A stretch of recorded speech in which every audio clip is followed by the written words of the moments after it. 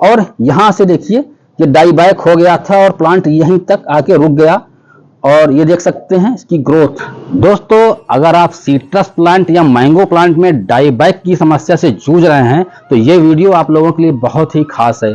अगर आपका भी पौधा किसी कारण से डाई बैक के कारण मर रहा है तो आप ऐसे पौधे को बचा सकते हैं। आज के इस वीडियो में मरते हुए आम के पौधे या नींबू संतरा मौसम्मी के पौधे को कैसे बचाएं डाई बैक से, इस वीडियो में बताने वाला हूं। मैं हूं जयप्रकाश और आप लोग देख रहे हैं अपना प्यारा यूट्यूब चैनल जय होम गार्डनिंग। दोस्तों आज के इस वीडियो में डाई बैक की जो समस्या है उससे निदान कैसे मिले, मैं संपूर्ण जानकारी देने वाला हूं। चैनल पर जो लोग फर्स्ट टाइम विजिट कर रहे हैं चैनल को सब्सक्राइब कर लें, साथ में बेल आइकन को प्रेस कर लें ताकि गार्डनिंग संबंधी मैं जो भी वीडियो चैनल पर अपलोड करूं उसकी नोटिफिकेशन आपको टाइम से मिल सके। तो बिना देरी करते हुए इस वीडियो करता हूं स्टार्ट।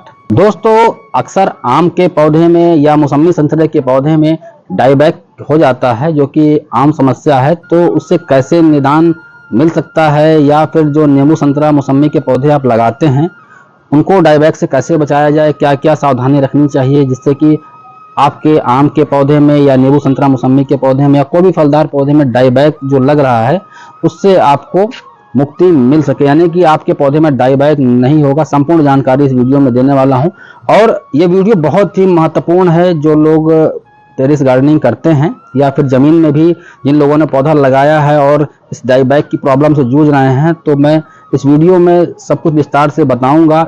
इस वीडियो का एक एक पार्ट बहुत ही महत्वपूर्ण है। दोस्तों अब आपको हम बताते हैं कि डाई बैक होता क्यों है।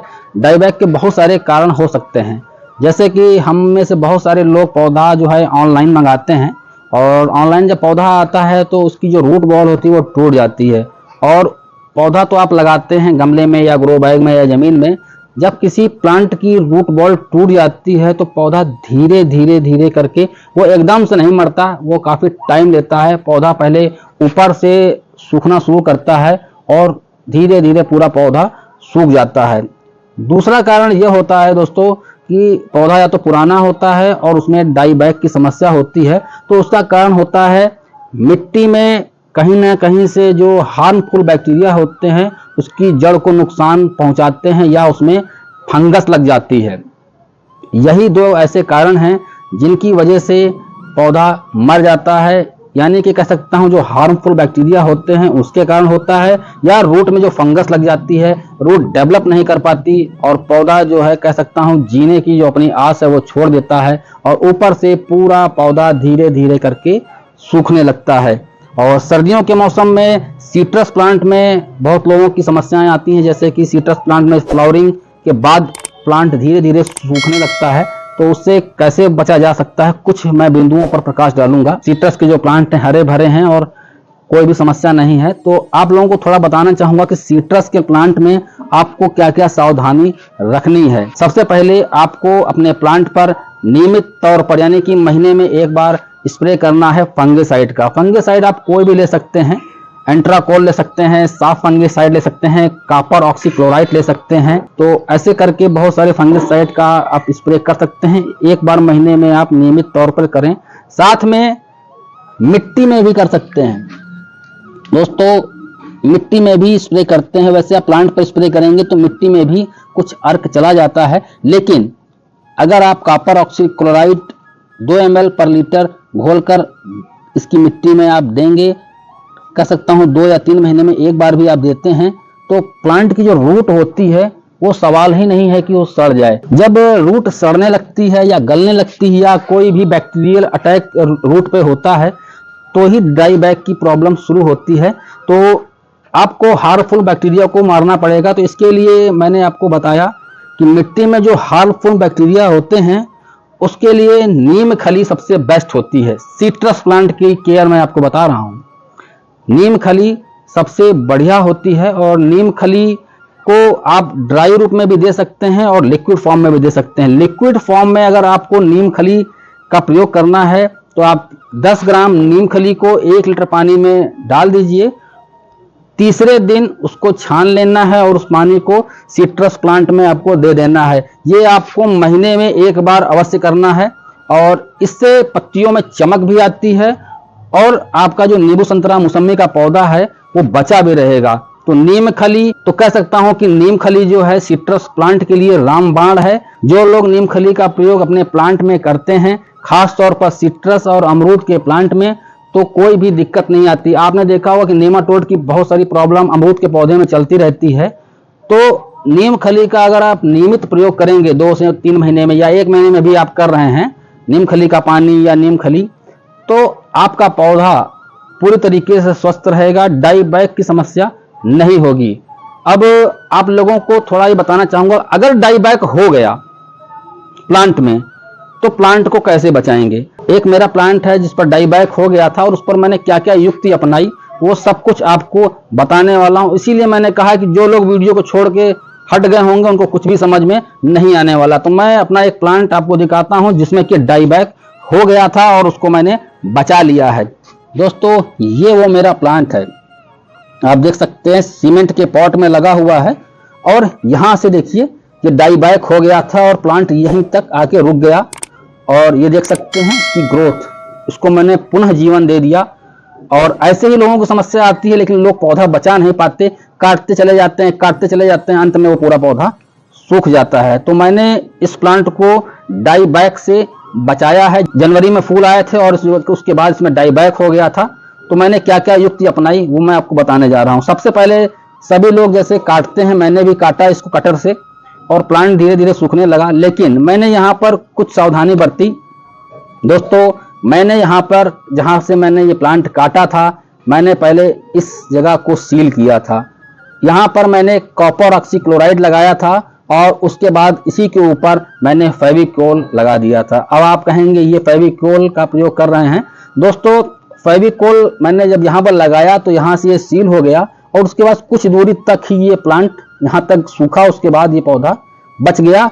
दूसरा, मैंने इसकी जो मिट्टी है हर 10वें दिन मैंने 1.5 ग्राम के आसपास कॉपर ऑक्सीक्लोराइड 1 लीटर पानी में घोलकर डालना शुरू किया और धीरे धीरे आपने देखा कि ये डाई बैक यहाँ से यहाँ तक गया और यहीं रुक गया और इसमें 2 शाखाएं निकली हैं। ये देखिए, ये जो 2 शाखाएं निकली हैं और यहीं से ये पौधा मेरा बच गया।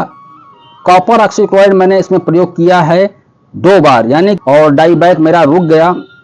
जब नई नई पत्तियां आ रही थी तो मैंने इस पर जो है नीम ऑयल का स्प्रे किया और मैं अपने प्लांट पर फंगिसाइड का स्प्रे नियमित करता रहता हूं। जैसा कि आप देख सकते हैं ये मैंने साफ फंगिसाइड का स्प्रे किया हुआ है।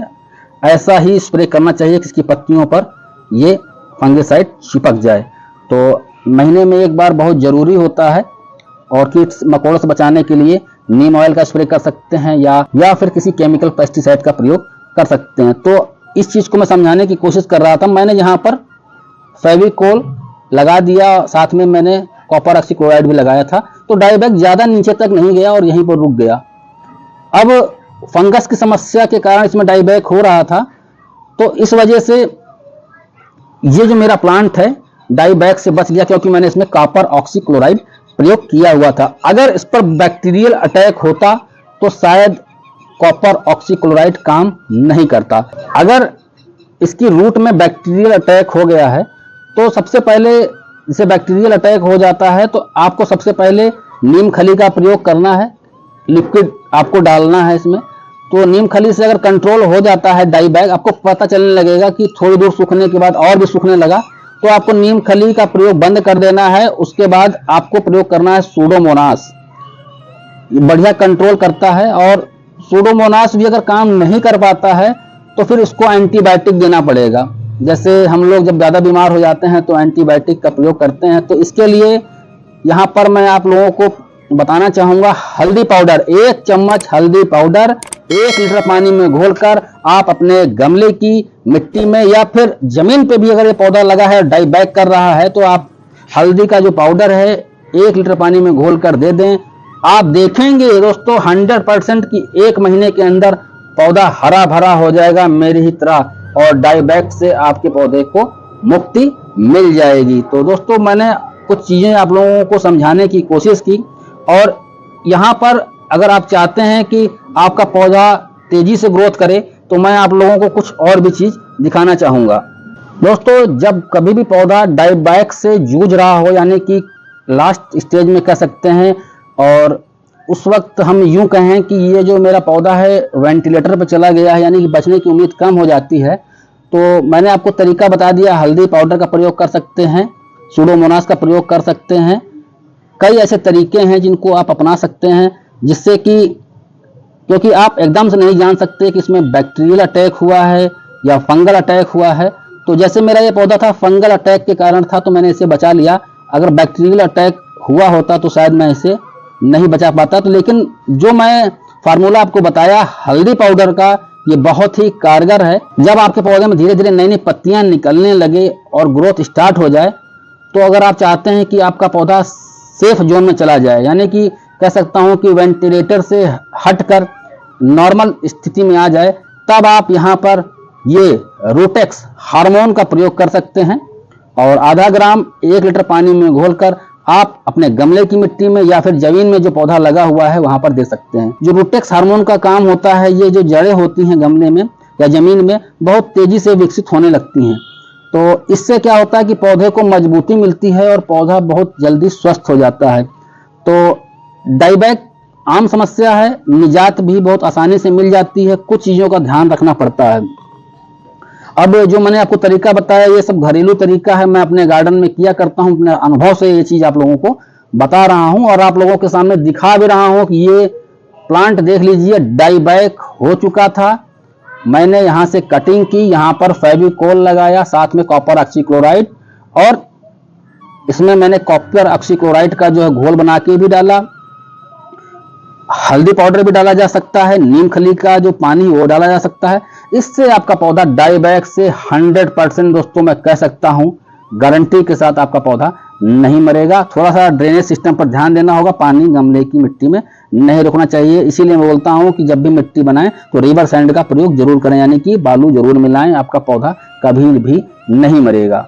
अब दोस्तों मैंगो प्लांट पर बात करते हैं कि बहुत लोगों की समस्या होती है कि मैंगो प्लांट में प्लांट ऊपर से सूखने लगता है और पूरा पौधा धीरे धीरे करके डाईबैक उसमें हो जाता है और प्लांट धीरे धीरे मरने लगता है। तो दोस्तों आम के पौधे में अगर डाईबैक लगता है तो उसमें भी सेम मैंने जो फार्मूला बताया, जिस जगह पर डाईबैक शुरू हुआ है उसको आपको कटर से काटना होगा। कटर साफ होना चाहिए और उसकी टहनी को आप काट कर वहां पर कॉपर ऑक्सीक्लोराइड या फंगिसाइड लगाकर या एलोवेरा जेल लगाकर वहां पर आप फेविकोल लगाकर सील करेंगे, जिससे कि डाईबैक और नीचे की तरफ ना जाए, यानी कि डाईबैक को आपको रोकना होगा। और आम के पौधे में चूंकि नीम खली का प्रयोग मैं नहीं करता हूं, इसलिए मैं आपको बता रहा हूं कि आम के पौधे में आपको नीम खली का प्रयोग कतई भी नहीं करना है, और डाईबैक की स्थिति में तो बिल्कुल नहीं, वरना पौधा और जल्दी मर जाएगा। यहाँ पर काम करेगा कॉपर ऑक्सीक्लोराइड। और बैक्टीरियल अगर अटैक हो गया है तो इसमें भी हल्दी पाउडर जो है रामबाण का काम करता है। आप 1 चम्मच हल्दी पाउडर गमले की मिट्टी में दे सकते हैं और प्लांट पर स्प्रे ही कर सकते हैं। हल्दी एंटीबायोटिक का काम करती है और आपके पौधे को जल्द से जल्द ठीक कर देगी, रिकवर करता है बहुत जल्दी। मैंने अपने कई प्लांट पर ऐसे ट्राई करके देखा है और मेरे जो प्लांट हैं वो हरे भरे हो गए हैं और स्वस्थ हो गए हैं। तो ये जो कुछ तरीके हैं वो आप प्रयोग कर सकते हैं। ट्राइकोडर्मा का प्रयोग आप गमले की मिट्टी में या जमीन पे भी जो प्लांट लगे हुए हैं उसमें भी कर सकते हैं, बहुत बढ़िया काम करता है। फंगिसाइड का स्प्रे आपको ऐसे ही करना है जैसे कि मैं करता हूं। देखिए फंगिसाइड चिपका हुआ है पत्तियों पर और मेरे पौधे की पत्तियां देखिए कितनी चमकदार हैं। तो ऐसे ही करके आपका भी पौधा ग्रोथ दिखाएगा। दोस्तों ये देख लीजिए, ये गमला और ये जो प्लांट है कितना हरा भरा है और स्वस्थ है। और धूप का थोड़ा बहुत तो असर होता है, लेकिन बरसात जब शुरू होती है तो पौधा हरा भरा हो जाता है। तो फंगिसाइड का स्प्रे अच्छी तरीके से पूरे प्लांट पर करना चाहिए समय समय पर।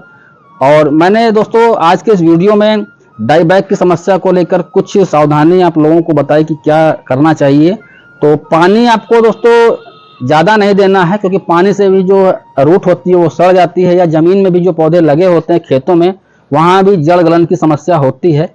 तो फंगिसाइड में कॉपर ऑक्सीक्लोराइड बहुत बढ़िया तरीके से काम करता है, ब्लू कॉपर अच्छी तरीके से काम करता है, कॉपर सल्फेट जिसको कि नीला थोथा बोलते हैं वो भी बहुत अच्छी तरीके से काम करता है। 2 से 4 ग्राम कॉपर सल्फेट यानी नीला थोथा आप 1 लीटर पानी में घोलकर गमले की मिट्टी में मिला सकते हैं, साथ में उसकी चूना भी मिला सकते हैं 2 ग्राम के आसपास, बहुत बढ़िया तरीके से काम करता है। दोस्तों इसमें भी रूटेक्स हार्मोन का प्रयोग किया जा सकता है। जब आपके आम की जड़ें जो है विकसित ना हो रही हो, या कह सकता हूँ डाईबैक लग चुका है, तो ऊपर से तो आपने फेविकोल डाल के इसको सील कर दिया, स्प्रे भी आप कर रहे हो, तो इसीलिए मैं बोल रहा हूँ कि पौधे की ग्रोथ के लिए रूटेक्स का प्रयोग आप उस वक्त करें जब डाईबैक लग चुका हो। ऐसे रूटेक्स का प्रयोग मैं करने के लिए मना कर रहा हूँ। और जब पौधा कह सकता हूँ कि लास्ट स्टेज में चल रहा है तो हमें सारे उपाय करने चाहिए। आशा करता हूं कि यह वीडियो आप सभी दोस्तों को पसंद आएगा। वीडियो पसंद आए तो इस वीडियो को ज़्यादा से ज़्यादा लोगों को शेयर करें ताकि और भी लोगों को जानकारी प्राप्त हो सके। मिलते हैं नए टॉपिक से नए वीडियो में। सभी दोस्तों का अंत तक वीडियो देखने के लिए बहुत बहुत धन्यवाद। नमस्कार।